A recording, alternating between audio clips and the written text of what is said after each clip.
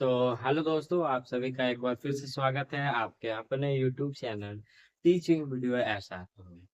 तो दोस्तों, आज हम क्लास 10th मैथ का चैप्टर नंबर 5 समांतर श्रेणी पढ़ेंगे। दोस्तों, क्या पढ़ेंगे? चैप्टर 5 समांतर श्रेणी पढ़ेंगे।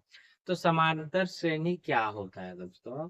तो समांतर श्रेणी क्या होता है कि ऐसी श्रेणी जिसका प्रत्येक पद में कोई संख्या को जोड़ा या घटाया जाए, उसे हम लोग क्या कहते हैं? समांतर श्रेणी कहते हैं। क्या कहते हैं? उसे हम लोग समांतर श्रेणी कहते हैं। ठीक है। समांतर श्रेणी किसे कहते हैं दोस्तों? समांतर श्रेणी किसे कहते हैं? ऐसे श्रेणी ऐसे श्रेणी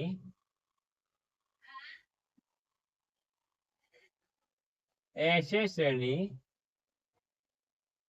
जिसमें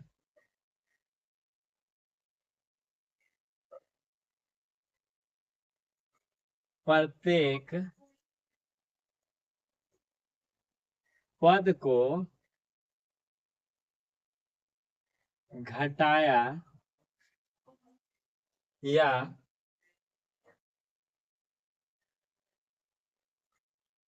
जोड़ा जाए, उसे समांतर श्रेणी क्या कहते हैं? उसे समांतर श्रेणी कहते हैं। ऐसे श्रेणी जिसमें प्रत्येक पद को घटाया या जोड़ा जा सके, उसे क्या कहते हैं? समांतर श्रेणी कहते हैं। एग्जाम्पल के लिए देखते हैं दोस्तों, क्या है example? 2 4 6 8 dot dot dot dot.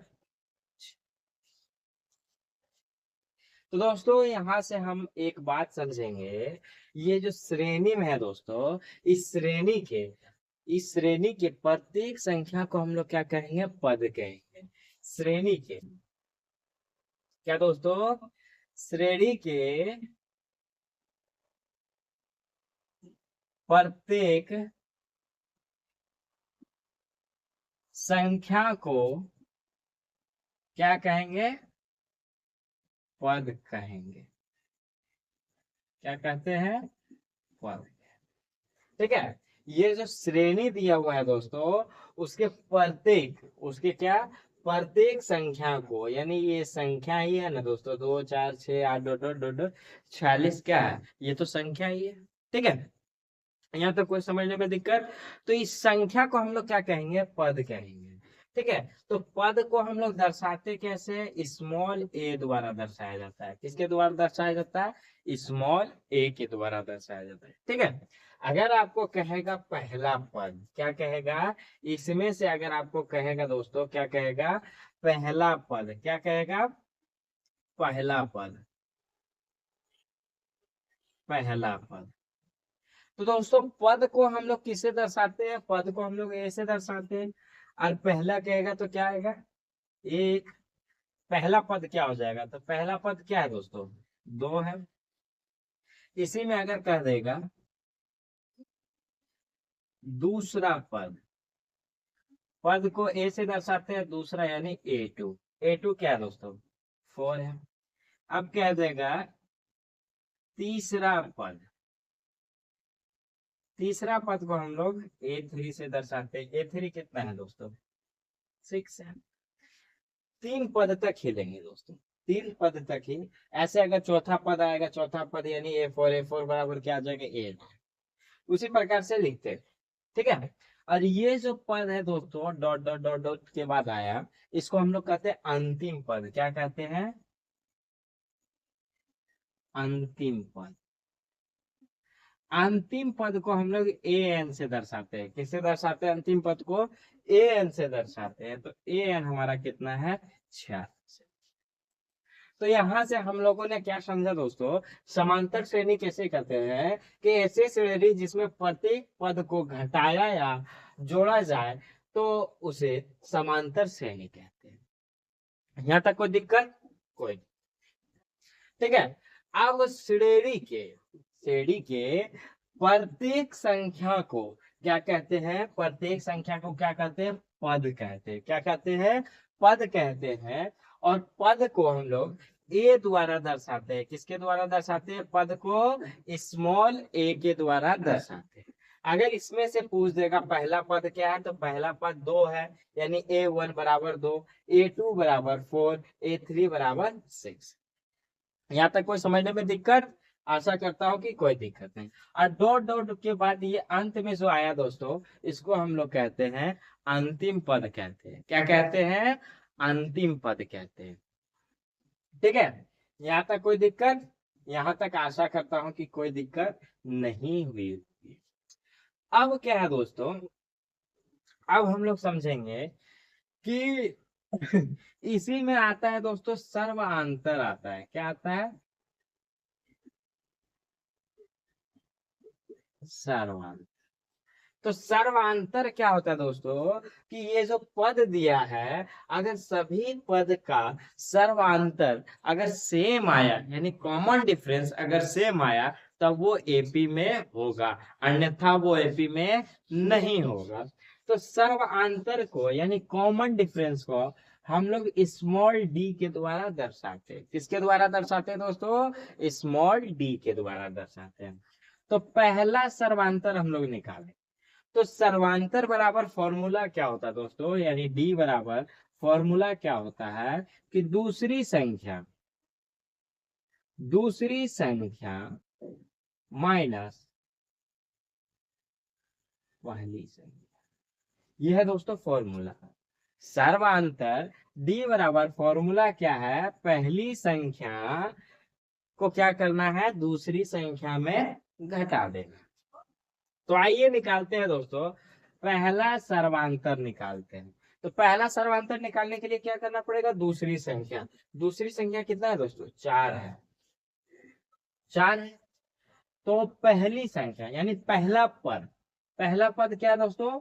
यानी A2 माइनस A1। पहला पद माइनस, सॉरी संख्या लिख दिए दोस्तों। पहला पद होगा, क्या होगा? पहला पद सॉरी दूसरा पद माइनस पहला पद क्या होगा? सर्वांतर बराबर क्या होगा? दूसरा पद माइनस पहला पद। क्या होगा? दूसरा पद माइनस पहला पद, यानी डी बराबर क्या हो जाएगा? A2। दूसरा पद A2 माइनस A1। तो A2 कितना है दोस्तों? A2 4 माइनस A1 कितना है? 2 है। 4 में 2 को घटाएंगे कितना आएगा? 2 आ गया।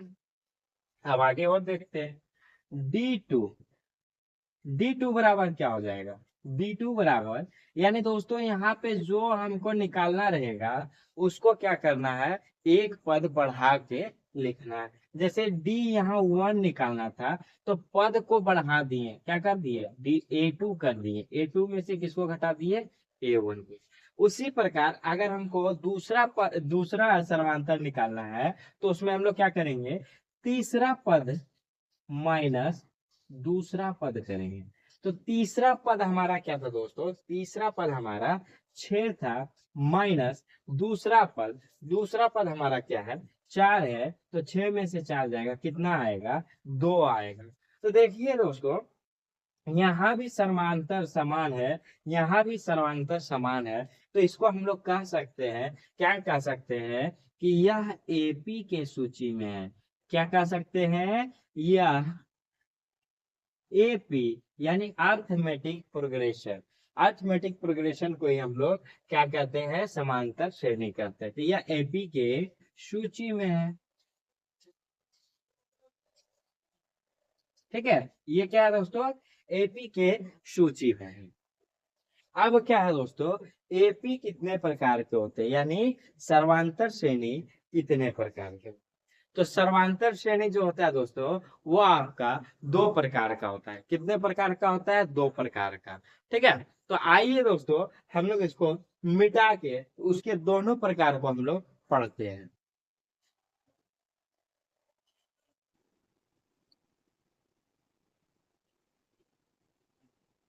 ठीक है। तो एपी तो एपी यानी समांतर श्रेणी के कितने प्रकार होते हैं दोस्तों? तो वो आपके दो प्रकार होते हैं। कितने प्रकार होते हैं? समांतर श्रेणी के दो प्रकार होते हैं।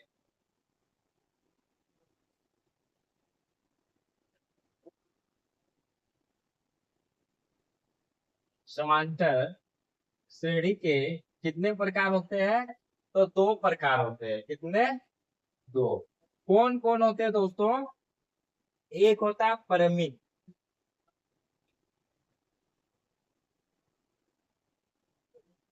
और एक होता है अपरिमित।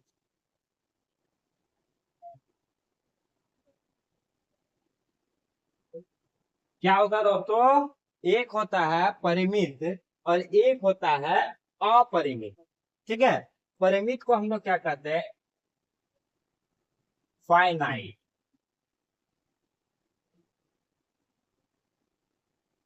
और अपरिमित को हम लोग कहते हैं इनफाइनाइट। ठीक है। क्या कहते हैं? परिमित को हम लोग फाइनाइट कहते हैं और अपरिमित को क्या हो गया?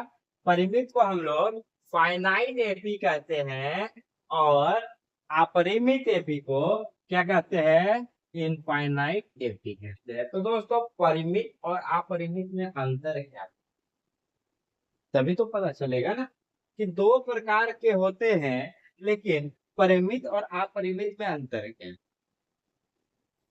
तो परिमित कहता है भैया कि इसमें अंतिम पद दिया होता है। क्या होता है? अंतिम पद ज्ञात।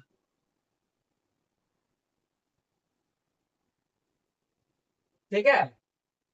और इसमें अंतिम पद का ज्ञात नहीं होता है, यानी हमको पता ही नहीं होता है कि अंतिम पद क्या है।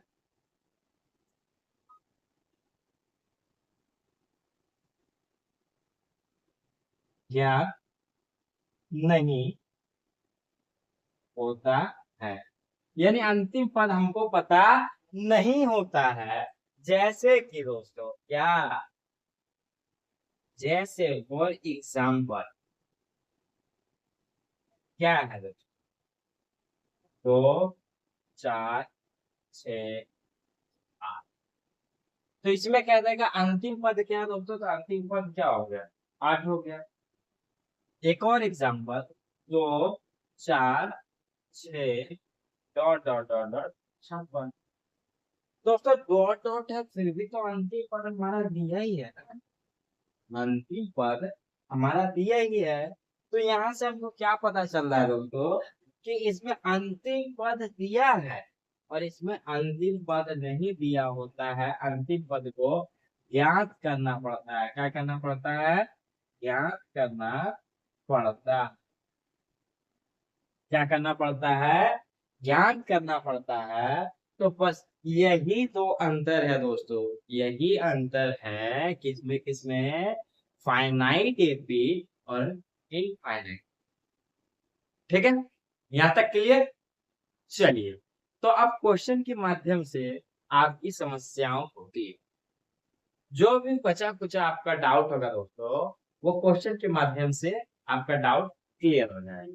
तो आइए इसको क्लियर करते हुए हम लोग क्वेश्चन की ओर चलेंगे।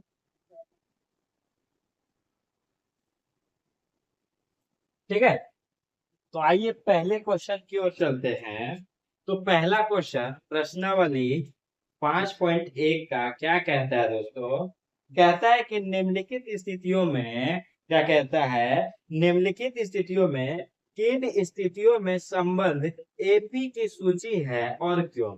यानी दोस्तों यहाँ पे और प्रश्नावली 5.1 में दोस्तों क्वेश्चन नंबर 1 में चार क्वेश्चन दिया हुआ है और चार क्वेश्चनों का बोला है दोस्तों। क्या बोला है? कि ये एपी में है। एपी में है तो क्यों ये एपी में है, वो बताने के लिए कहा है। तो आइए दोस्तों देखते हैं पहले क्वेश्चन को। तो कहता है प्रत्येक किलोमीटर के बाद का टैक्सी का किराया, प्रत्येक किलोमीटर के बाद का टैक्सी का किराया, जबकि प्रथम किलोमीटर के लिए किराया 15 रुपया। क्या दोस्तों? अगर पहला किलोमीटर टैक्सी चलता है, शुरू से पहला किलोमीटर टैक्सी चलता है, तो उसका किराया 15 रुपया है। और प्रत्येक अतिरिक्त किलोमीटर के लिए किराया कितना है? 8 रुपया। यानी दोस्तों, अगर यहाँ से स्टार्ट हुआ, कहाँ से? यहाँ से स्टार्ट हुआ और यहाँ से यहाँ 1 किलोमीटर चला है दोस्तों। क्या चला है? 1 किलोमीटर चला है। तो इसका किराया कितना है? 15 रुपया है। इसके बाद अगर अतिरिक्त किलोमीटर चलता है, अतिरिक्त किलोमीटर चलता है, तो उसके लिए किराया कितना होगा? 8 रुपया होगा। यानी पहले कितना है? 15 है। और आगे जब बढ़ेगा दोस्तों, 1 किलोमीटर आज चलेगा, तब क्या हो जाएगा? 2 किलोमीटर। तो 2 किलोमीटर का किराया कितना हो जाएगा? 15 और ये 8 कितना हो जाएगा? 23 हो जाएगा। आगे फिर 1 किलोमीटर चलेगा तो कितना हो जाएगा दोस्तों? 3 किलोमीटर। तो अब क्या हो जाएगा? फिर से 28 कितना है? 23 है। 23 में कितना जोड़ देना? 8 जोड़ देना। तो 23 और 8 कितना हो जाएगा? 31 हो जाएगा। यानी कहने का मतलब है कि पहला किलोमीटर चलेगा तो उसको 15 रुपया लगेगा। उसके बाद जितना किलोमीटर चलेगा उतना 8 रुपया जोड़ा जाएगा। तो पहला किलोमीटर चला है तो 15 रुपया, फिर दूसरा किलोमीटर जोड़ा है तो इसमें क्या हो जाएगा? 8 रुपया जुड़ जाएगा। तो कितना हो जाएगा? 15 8 23। फिर अगला किलोमीटर चलेगा तो उसमें कितना हो जाएगा? 23 और 8 कितना? 31। तो 3 ही लेते हैं दोस्तों। तो इस प्रकार से हमें एक श्रेणी मिल जाती है। क्या मिल जाती है? हमें एक श्रेणी मिल जाती है। क्या श्रेणी मिल जाती है? कि 15 23 1। चलिए एक और ले लेते हैं दोस्तों, एक और किलोमीटर चला देते हैं। कितना चल जाएगा? 4 किलोमीटर चल जाएगा। तो 31 और 8 कितना हो जाएगा? 39 हो जाएगा। कितना हो जाएगा? 39 हो जाएगा। तो कितना निकलेगा? 39। ठीक है। अब ये तो श्रेणी आ गया दोस्तों। तो इसमें से पहला पद क्या हो गया? 15। दूसरा पद कितना हो गया? 23। तीसरा पद कितना हो गया? 31। और चौथा पद कितना हो गया? 59। ठीक है। अब एपी में लाने के इसका सार्वधातक समान होना चाहिए, कॉमन डिफरेंस समान होना चाहिए। तो निकालते हैं इधर सार्वधातक। क्या निकालते हैं? सार्वधातक। तो पहला D1 बराबर क्या आ जाएगा? दूसरा पद माइनस पहला पद। तो दूसरा पद कितना है? दूसरा पद कितना है? 23 है। A2 minus A1। दूसरा पद कितना है? 23 है। Minus A1। A1 कितना है? 15। 23 में अगर 15 जाएगा तो कितना आएगा? 8 है। अब निकालते हैं D2 निकालते हैं। D2 बराबर क्या आ जाएगा? तीसरा पद। तीसरा पद कितना है? 31 है। तीसरा पद माइनस दूसरा पद, यानी 31 माइनस दूसरा पद क्या है? 23। 31 में अगर 23 जाएगा, यहाँ से समांतर क्या आएगा? 8 आएगा। उसी प्रकार से D3 निकालते हैं। D3 बराबर क्या आएगा? A4 माइनस के A3। A4 कितना है? 39। 39 में A3 को घटाएंगे, यानी 31 को घटाएंगे, सर्वांतर क्या आ गया? 8 आ गया। तो यहां से कह सकते हैं D1 बराबर D2 बराबर D3 है।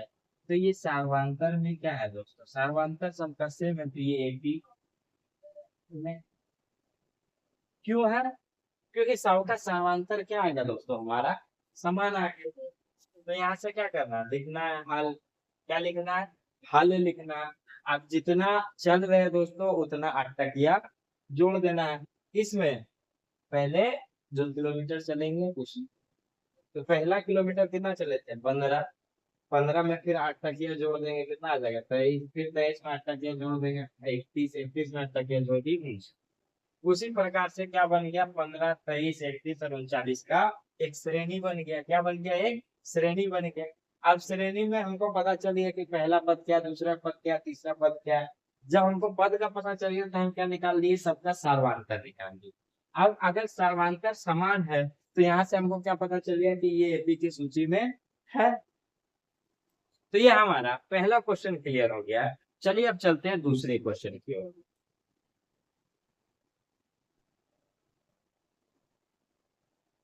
तो आइए, ये है आपका दोस्तों क्वेश्चन नंबर पहला का दूसरा।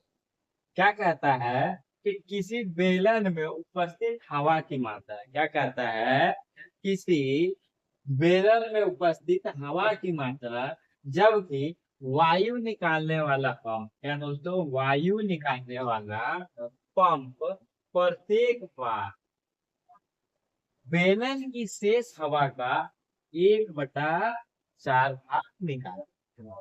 कहने का मतलब है कि ये एक बेलन यानी सिलेंडर, ये एक बेलन है, ये एक सिलेंडर, ठीक है, ये बेलन है यानी सिलेंडर है। तो क्या कहता है कि जबकि वायु निकालने वाला पंप प्रत्येक बार बेलन में शेष हवा यानी बेलन में जो हवा है दोस्तों उसका 1/4 भाग क्या करता है, निकाल लेता है। जितना बार वो निकालना चाहता है दोस्तों, तो बेलन में जितना हवा है उसका 1/4 भाग ही क्या कर पाता है, निकाल पाता। तो दोस्तों ये हमारा बेलन है। बेलन का आयतन को हम लोग बी मान लेंगे। क्या मान लेंगे, बी।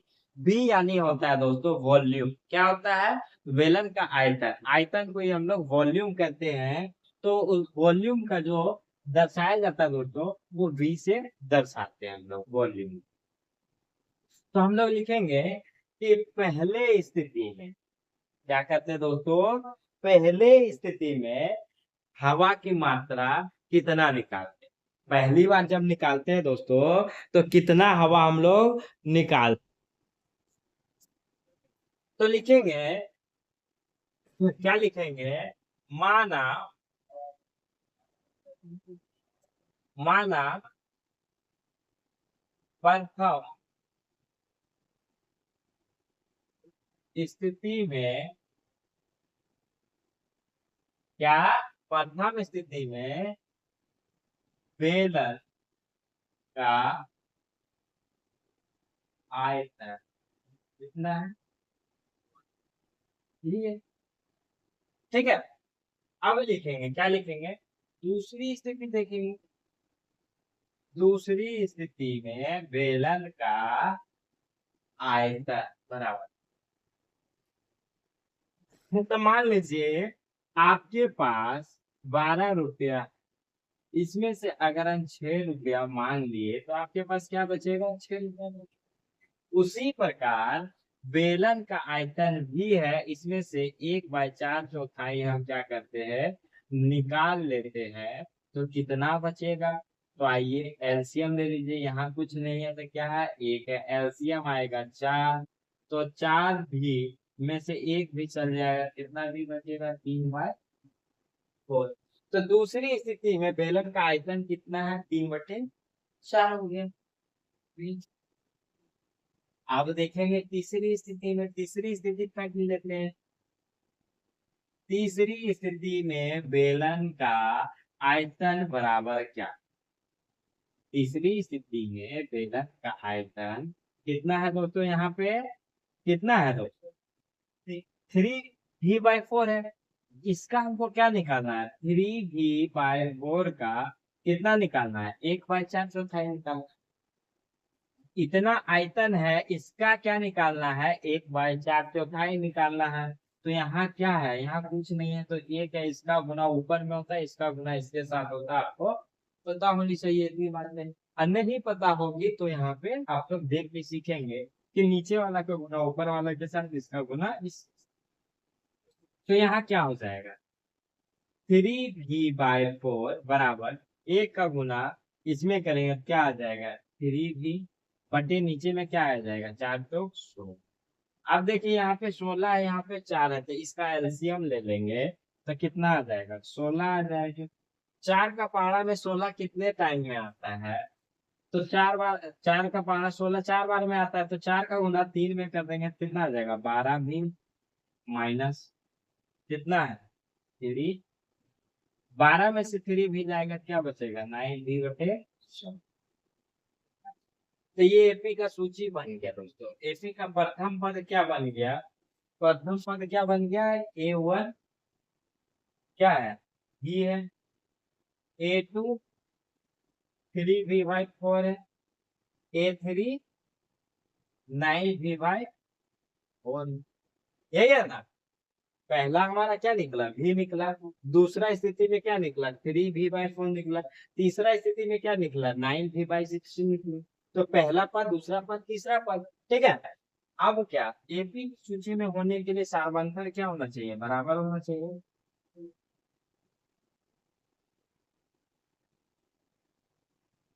तो आइए पहला सारवंतर निकालते हैं। D1 बराबर दूसरा पद, दूसरा पद माइनस पहला पद, यानी 3V/4 माइनस भी करेंगे क्या आ जाएगा, कुछ नहीं है तो एक है, क्या आ जाएगा दोनों का एलसीएम 4 आ जाएगा। तो 3V माइनस इसमें 4 गुना करेंगे 4V, तो बराबर क्या आ जाएगा माइनस का V/, पहला क्या निकला माइनस का V/4।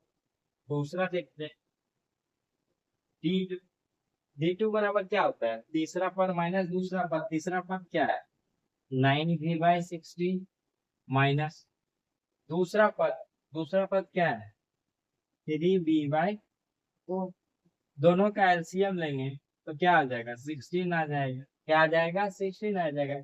16 का टेबल 16 में एक बार में आता है, एक का गुना 9 में करेगा 9V माइनस के 4 का पहाड़ा में 16 4 बार में आता है, 4 का गुना 3 भी में करेंगे कितना आ जाएगा 12।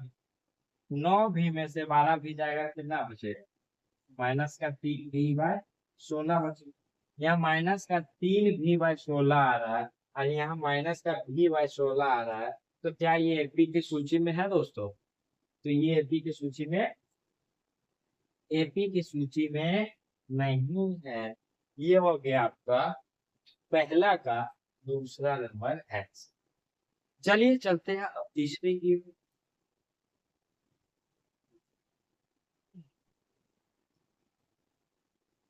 तो आइए दोस्तों क्वेश्चन नंबर तीसरा देखते हैं। क्वेश्चन नंबर तीसरा क्या कह रहा है, क्वेश्चन नंबर तीसरा कह रहा है कि प्रत्येक मीटर खुदाई के बाद कुआं खोदने में आई लागत। तो कुआं जब भी होता है दोस्तों, तो कुआं भी तो बेलनाकार का होता है ना, कुआं भी कैसा होता है, कुआं भी बेलनाकार का होता है, यानी सिलेंडर होता है। तो जबकि प्रथम मीटर खुदाई की लागत इतना है, अगर पहली बार खुदाई करते हैं 15 मीटर तो 150 रुपया लगता है, बाद में प्रत्येक मीटर खुदाई की लागत 50। तो ये तो वही बात हो गई ना भाई, कि मैं तो 150 रुपया देगा रे बाबा। वही बात आ गई कि पहली बार जब खुदाई करेंगे तब कितना लगेगा 150 रुपया लगेगा। उसके बाद एक और मीटर बढ़ेंगे यानी 2 मीटर हो जाएगा, तो क्या करना है 150 में 50 और जोड़ देना है। तो लिखेंगे हाल, क्या लिखेंगे हाल लिखेंगे। प्रथम क्या लिखेंगे, प्रथम मीटर में खुदाई की लागत कितना है, 150, कितना है 150 रुपया। इस तरीके से समझिए कि ये हमारा क्या है चार्ट। अगर हम पहला मीटर खोदते हैं तो इसको खोदने में 150 रुपये लग, अगर उसके बाद अगर दूसरा मीटर खोदते हैं तो 150 में 50 हमको क्या कर देना जोड़ देना है। तो 150 में 50 जोड़ेंगे कितना हो जाएगा 200। फिर तीसरा मीटर खोदेंगे तो 200 में 50 जोड़ देंगे कितना हो जाएगा 250। उसी प्रकार लिखेंगे प्रथम मीटर में खुदाई की लागत 150, द्वितीय द्वितीय मीटर में खुदाई की लागत कितना कर देंगे 150 में 50 जोड़ देंगे तो कितना आ जाएगा 200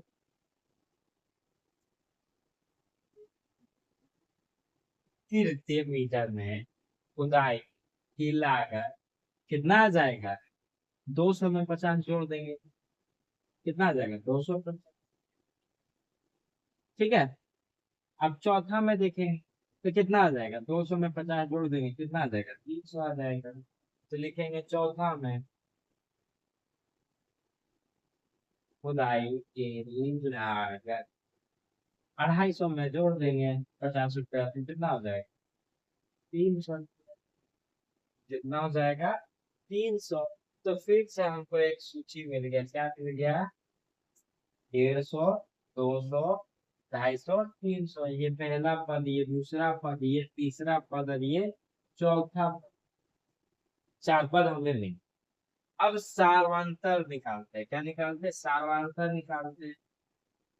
सर्वांतर समान मिल गया तो ये की सूची में हो जाएगा। तो सर्वांतर A2 माइनस के A1 यानी 200 में से 150 को घटाओ, कितना मिलेगा? 50 मिलेगा। A3 क्या करेंगे? अब आगे वाला निकालेंगे। A3 माइनस की A2, पहला सर्वांतर निकाले, दूसरा सर्वांतर निकाल रहे हैं। A3 माइनस A2, A3 कितना है? 250 माइनस 200 बराबर कितना है? 50 आएंगे। अगर 250 में हम 250 में 200 घटाते तो कितना निकल गया? 50 निकल गया। अब D3 निकालते। D3 बराबर क्या आ जाएगा? A4 कितना है? 300। 300 माइनस A3 कितना है? 250, कितना आ जाएगा? 50 आ जाएगा। तो देखिए यहाँ पे भी 50 आ रहा है, यहाँ पे भी 50 आ रहा है, यहाँ पे भी 50 आ रहा है, यानी D1 बराबर D2 बराबर D3। तो ये एपी में क्या दोस्तों? एपी में है, क्योंकि इसका सर्वांतर क्या आ रहा है? समान आ रहा है, तो इसीलिए ये एपी में है। तो पहला का तीसरा नंबर भी आप लोग सॉल्व कर लिए। अब चलेंगे चौथे नंबर की ओर।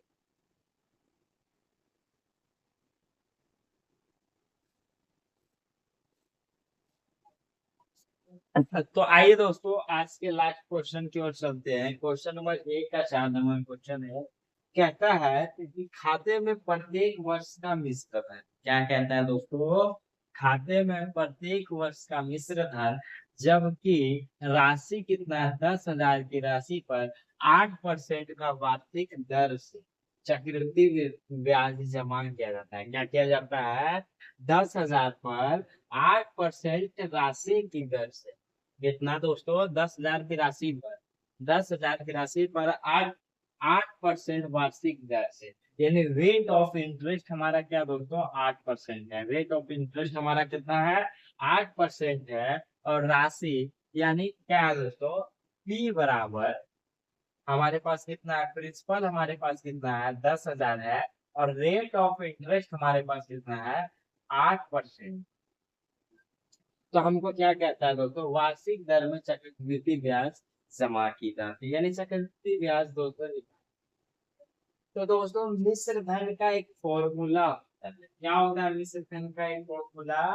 ए बराबर, मिश्र धन का फॉर्मूला होता है ए बराबर P into 1 plus R by 100 into N. N क्या दर्शाता है दोस्तों? एन दर्शाता है कि कितने साल के लिए था।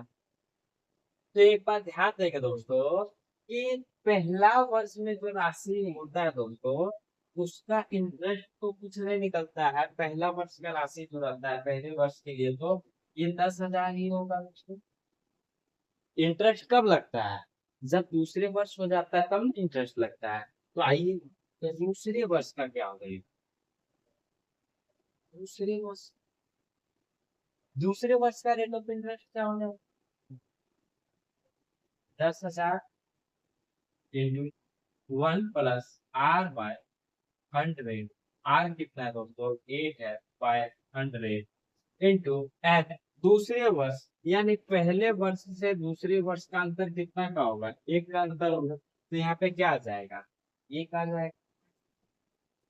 पहले वर्ष का, दूसरे वर्ष का, तीसरे वर्ष, तीसरे वर्ष का क्या आ जाएगा दोस्तों, फिर से वही 10,000 की राशि 1 प्लस 8/100। तीसरे वर्ष का यानी पहले से तीसरे जाएंगे, कितना का अंतर आ रहा है, दूसरे का अंतर आ रहा है, तो ऊपर में कर लेते, दूसरा वर्ष, चौथा वर्ष दोस्तों 10,000 की राशि प्लस 8 बटा क्या आ जाएगा। अब अगर इसको सॉल्व कीजिएगा दोस्तों, यहाँ पे कितना है, 1 वर्ष है, यहाँ पे 2 वर्ष है, यहाँ पे 3 वर्ष है। अगर सॉल्व कीजिएगा दोस्तों तो सब जगह क्या आएगा, अलग अलग आएगा। आप सॉल्व करके देख लीजिएगा, कैसे सॉल्व कीजिएगा एक का बता देते हैं, बाकी आप चेक कर लीजिए। कितना है, 10,000 है, कितना है, 10,000 है। अब देखिए क्या ले लेंगे, एलसीएम ले लेंगे, एलसीएम ले लेंगे, कितना आ जाएगा, 100 आ जाएगा। अब एक का पढ़ा में 100 कितने बार में आता है, 100 बार में, तो 100 प्लस के 8, साल कितना है, 1, साल कितना है, 1, तो 10,000 गुने 108/100, 2 जीरो से 2 जीरो, 2 जीरो कट गया। तो पहले वर्ष का क्या मिला दोस्तों, पहले वर्ष का मिला 108, और ये डबल। उसी प्रकार से आप दूसरे वर्ष का निकालिएगा, तो दूसरे वर्ष का क्या हो जाएगा, 10,000 गुने, यहाँ पे क्या हो जाएगा, 108 आया, 108/100 आया, 108/100 है, लेकिन यहाँ पे कितना आ जा रहा है, 2 आ रहा है, तो 108/100 को हम कितने बार गुना करेंगे, 108/100 को हम 2 बार गुना बटे, इसको आप लोग कटा के देख लीजिएगा, 4 जीरो से 4 जीरो कट गया, 108 गुने 108 जो आएगा यहाँ पे। उसी प्रकार से 10,000 का गुना कितना में कर देना है, 108/100 का पावर कितना आ जाएगा, 3 आ जाएगा, यानी 3 बार 108/100 गुना 108/100, इसको भी गुना कर लीजिए। ठीक है, यहाँ पे क्या हो जाएगा देखिए, 2 जीरो से 2 जीरो कट गया, 2 जीरो से 2 जीरो कट, 108 गुना 108 गुना 108 गुना जो भी आएगा उसको 100 से भागा। लेकिन दोस्तों सारा सॉल्व करने के बाद ये एपी की सूची में नहीं आएगा, क्योंकि इसका सार्वंतर क्या आएगा दोस्तों, समान नहीं आएगा। ये वाला आप लोग सॉल्व कर लीजिएगा, यहाँ तक आपके लिए छोड़ दिए। ठीक है, तो ये हमारा क्वेश्चन नंबर 1 का 4 नंबर तक कंप्लीट हो। ठीक है, तो अगले वीडियो में दोस्तों हम लोग लाइव जुड़ेंगे दोस्तों, कल के वीडियो में हम लोग लाइव जुड़ेंगे रात के 8 बजे, तो लाइव जुड़ना आप लोग नहीं भूलिए। चलिए मिलते हैं अगले वीडियो में, तब तक के लिए धन्यवाद।